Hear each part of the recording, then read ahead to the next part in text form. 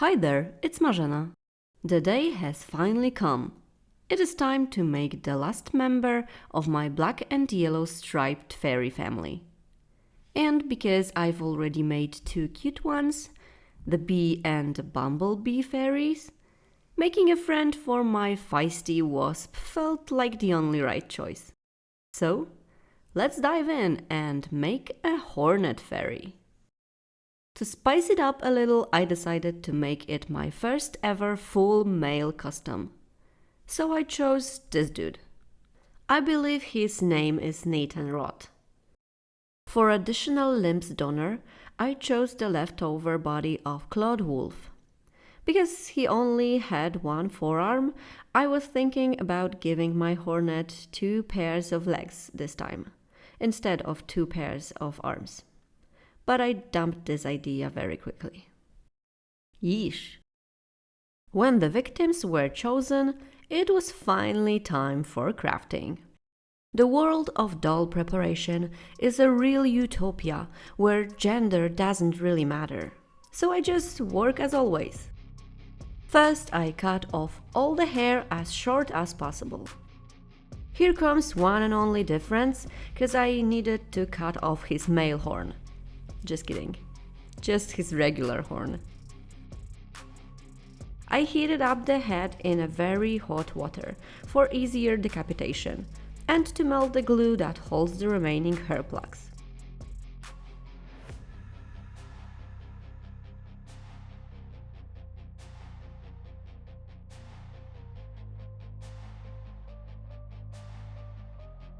With 100% acetone, I cleaned all the factory paint off the head. I shrunk the head, obviously. If you want to know how I did it, check out my other videos. I cut the ears off the shrunken head and prepared it for the reroot. For this, I just painted the scalp part that I wanted to reroot with black, yellow and orangey acrylics. And secured it under a layer of watered down Mod Podge. It's been a while since I showed you how I make the hair from acrylic yarn, so here's a small tutorial. First, I'm cutting 100% acrylic yarn into pieces of equal length. I am using my old phone for this, so I don't have to measure each strand.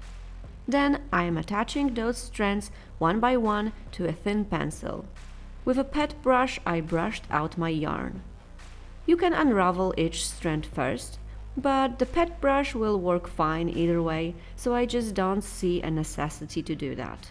When all the strands are brushed out, you will be left with a lot of yarn leftovers. That is completely normal, so don't worry. If I want my hair to be straight and slick, I just use a hair straightener. Sometimes you can see this weird wrinkle at the top of the strands, but there is an easy fix. Just brush the hair one more time and voila! Silky doll hair ready for wefts making or rerooting. I made the hair for our dude in red, black and yellow. The yellow yarn that I had was a little bit too pale though, so I used pan pastels and an old toothbrush to brighten it up. The heat from a hair straightener will seal the pigment in the fibers, at least most of it. 1, 2, 3, magic! I fill the ear holes with the hot glue and plug a thick strand of hair into the horn hole. Then I could fill the head with high-tack glue to secure the new hair plugs from the inside. On the next day, the glue dried completely and I could finally reattach the head to the body. This project was postponed so many times and the shrunken head waited so long that I needed to adjust the neck peg, the neck hole and the neck itself a lot. But eventually, with the help of a hairdryer, I managed to make my dude complete again. I turned him into a cozy burrito. I didn't like how the head was sitting on the neck, So I decided that this one time I will glue the head in its final position and I will cover the ugly connection with epoxy sculpt. I marked where I wanted the bug eyes to be placed and glued in some pins for epoxy to grab on. And sanded down the neck area a little bit.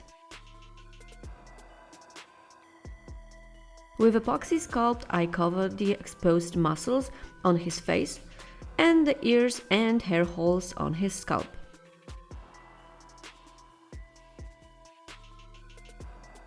I sculpted the insect's eyes, and I also decided to modify his chin a little bit, to make an illusion of a real hornet's mandibles.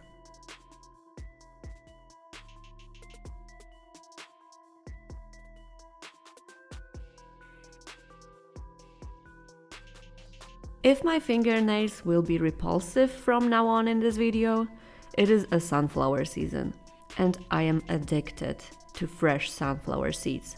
So sorry, not sorry.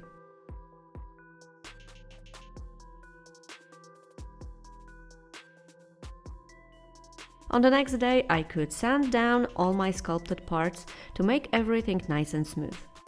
Making face modification is always nerve-wracking, because making a nice transition from epoxy into a vinyl is hard to achieve.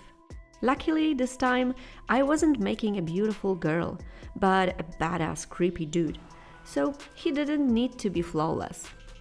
Even though I still went back to sanding after a layer of grey primer. What can I say? I will never be good enough for myself. Finally, time for a face-up. Started with few layers of yellow pan pastel, sealed with Mr. Super Clear UV Cat Flat varnish. Then some shading, and finally watercolor pencils and a tiny bit of acrylic paint for face features. In the beginning I said that it is my first full male custom. Yep, you might remember that I already made a male face-up in the past. But he was just a severed head, so doesn't count.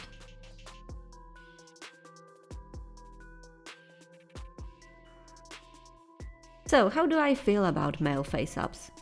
If you are not new to my channel, you must probably know that I like to draw smaller, more proportional eyes on my dolls.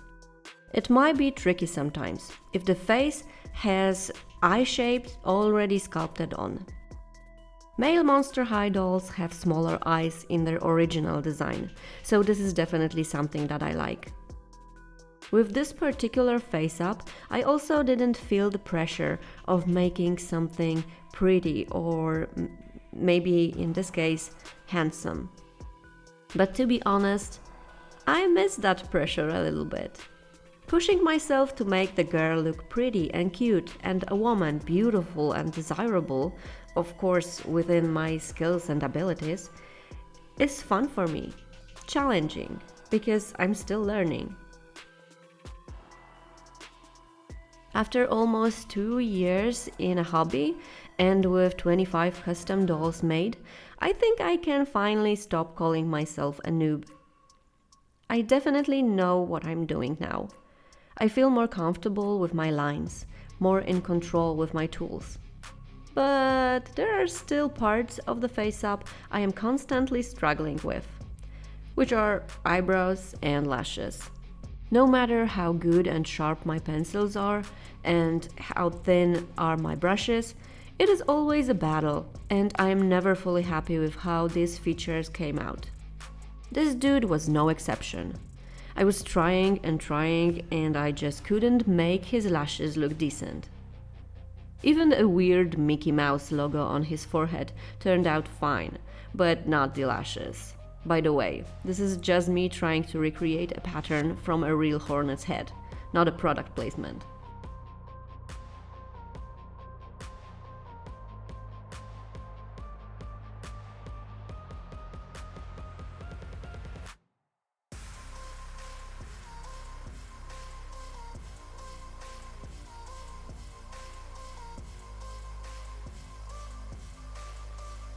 So, am I really proud of myself with his face-up? Well, I can't say I don't like it. I think he ended up quite okay. And his weird face mold looks pretty cool with this design.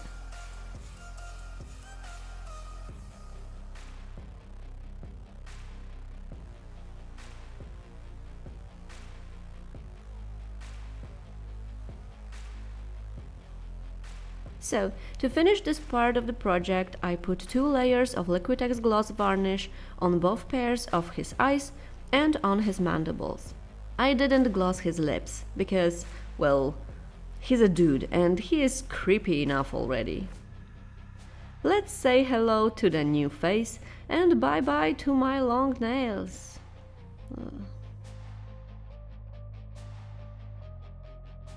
I don't have another Nathan in my creepy box, so no comparison this time. I decided to make a small switcheroo on the hands. I also switched the other ones later. I then drilled into Claude's armpits to extract his arms. Thank you, Claude. You are truly a giver. On the extra pair of arms, I smoothed out all the plastic seams with a fine milling cutter and a nail buffer. I secured my dude's new face and hair under a plastic wrap and drilled big holes in both sides of his chest. For the additional arms, of course. And because apparently I feel deeply hidden hatred towards plastic toys, I also cut his torso in half. Just for fun. Kidding. Of course, it has a purpose. It also has a lot of horsetail leftovers inside. Here I am smoothing out all the plastic seams, panties and rough edges to prepare the pieces to be reconnected. I prepared the wire attachments. I bent their edges to create a retention. It will be embedded inside a piece and it will make the wire harder to be ripped out. I glued the additional arms attachments with super glue. Then I used hot glue, and lots of it, to put everything together. I previously cut the torso in half to bend his posture a bit forward. I just felt like it would add some creepiness to the pose. I tried to pour a lot of smaller portions of hot glue to speed up the cooling process. I definitely should have clogged the tail hole first. Oh no! Cieknie mu z dupki. And even though I used a lot of smaller portions of glue, gluing the torso in place took forever. 248 Mississippi. 249 Mississippi. Do do do do do do.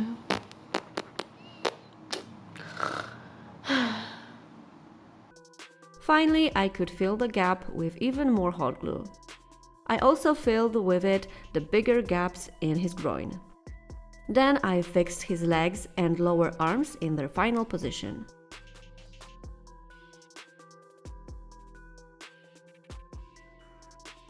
To the epoxy.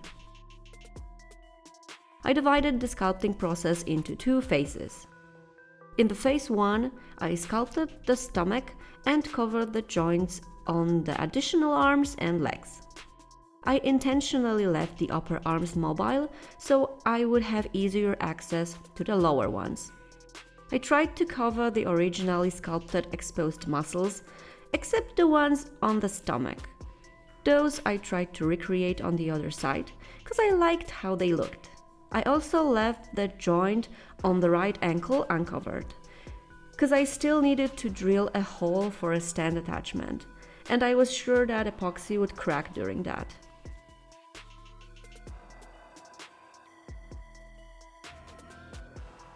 After the first part of epoxy was properly smoothed, I glued the rest of my dude limbs in place and could finally start the sculpting phase 2. Oh wait, first I had to drill the hole in his butt for his additional butt. I made the base for the butt from a styrofoam ball that I shaped with a sharp knife and sandpaper. Then I attached it to my dude with glue and wire. Okay, now we can get to sculpting. I started with the butt. I covered the wire, made a sting, and then segment after segment until the butt was finished.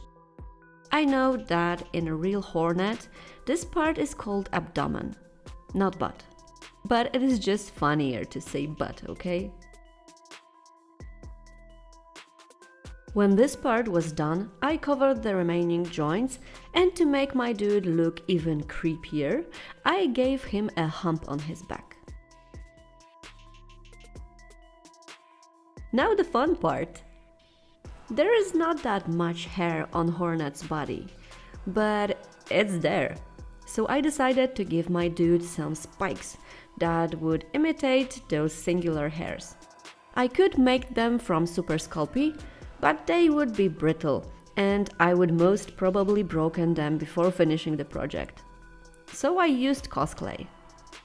You bake it in the oven, just like Sculpey, but it stays flexible.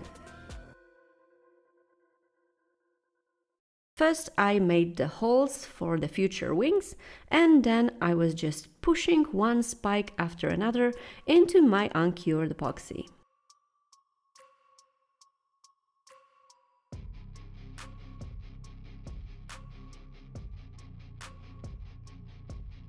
On the next day, when the epoxy was all done and cured, I gave my boy one last thorough sanding.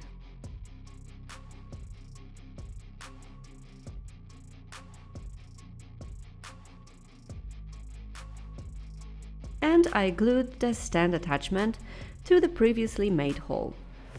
Let's paint the body. Just like I did with the head, I started with a layer of grey Vallejo hobby paint. This is just a temporary stand for body blushing only. Sorry, I have no idea what happened to the footage of me turning him yellow, but I did it just with a few layers of yellow pan pastels. Then I just layered down more colors from the reddish brown to black.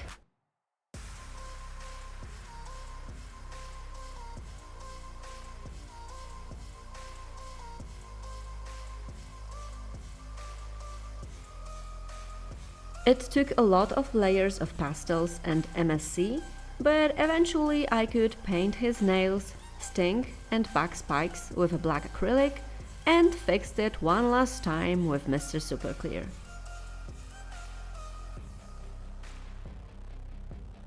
After removing the protective wrap, I needed to fix the neck paint job a little. And put a gloss varnish on top of the nails, sting and spikes.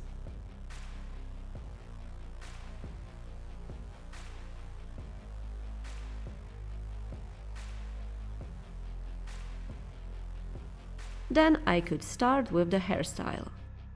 I really hate working with hair. I was even thinking about removing his rerooted hair and make more spikes on the head just like the ones on his hump. I knew it would look great, but in the end I decided that to be more cohesive with the rest of, let's call it a family, this dude needs a regular hair. So with the help of a very strong hair gel and hours of free time, I gave him a spiky, early 2000s vibe hairstyle. Hair, face and body, check. But in order to become a real boy, a Hornet Fairy, he still needed a few details. First, the antennas. I bent the wire pieces and covered them with cosplay. I marked the segments and baked both antennas following the instructions on the packaging. After they cooled down, I painted them with acrylics and shaded with few layers of pan pastels sealed with MSC. I added some glossiness to them and off we go to the wings. I used my old good resin method. Started with 4 pieces of wire. I mixed some colored ink into the resin and made one batch of orange and one batch of yellow. Put it on the wires in more or less wing shape.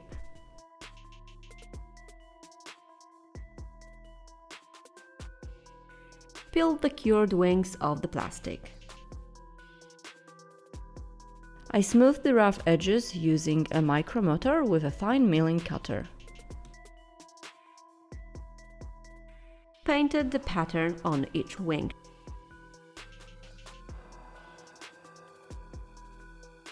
And brushed on some more orange resin to seal the paint job. Pretty wings? Check. I didn't need to mark the placement for the antennas because I used the patterns that I've already drawn on his forehead. I just heated up a poking tool and pushed it through the doll's head. I attached all the pieces with super glue. Now the only thing that's missing would be his stand.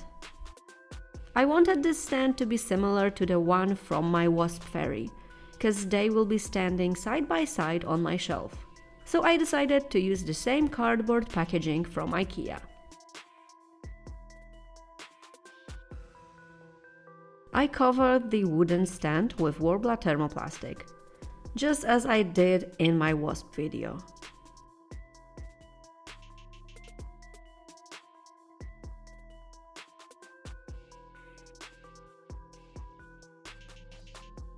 I didn't even need any additional adhesive.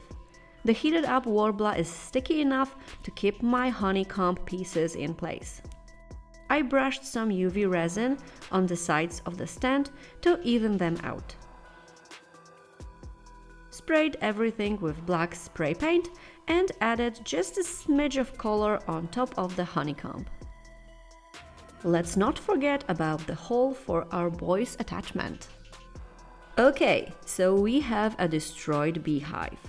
Why not spice it up a little?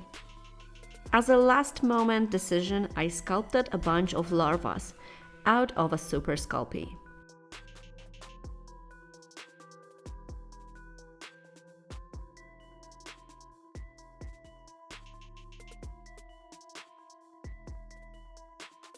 It allows me to use some of the spikes left over that I was left with after making my dude's hump.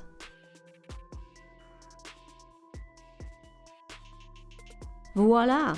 Yummy yum larvas going straight into the oven. And here they are painted. Far from perfect, but good enough. I also printed and painted some adults. It wasn't intentional that I printed those skulls smaller than I usually do, but it's good cause the Hornet himself will look bigger in comparison this way. I glued my decorations to the stand with a super glue. And as a finishing touch, a cherry on top, I mixed some more resin with a yellow ink and spread it onto the honeycomb, larvas, skulls. I tried to be generous. Here you go, a nice, cute, happy family.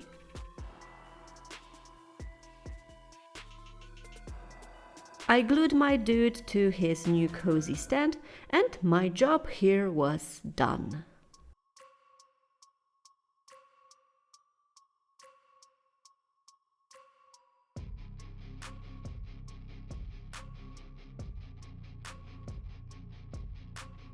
Okay, here he is, my first full male custom, and the last member of the black and yellow striped fairy family.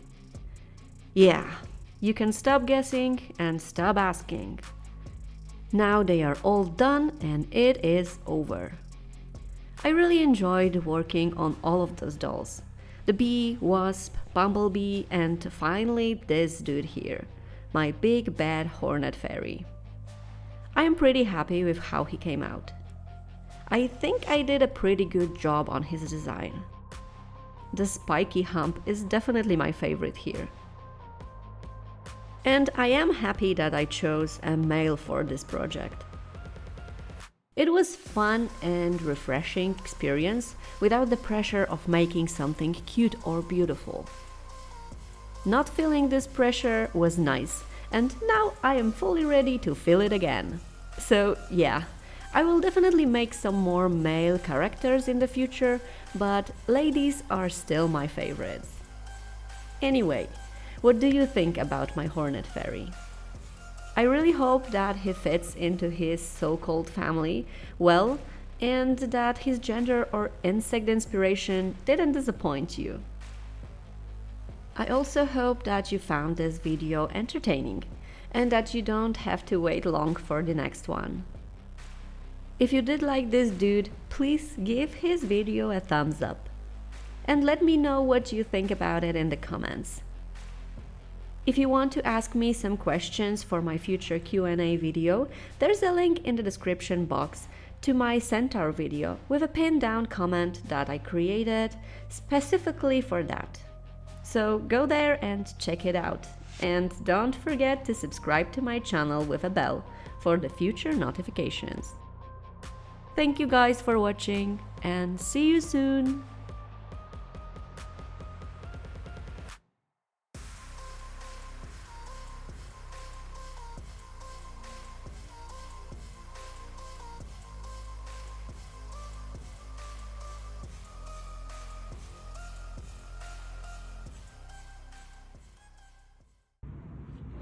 O co mu chodzi z tym obgryzaniem kory? Say it.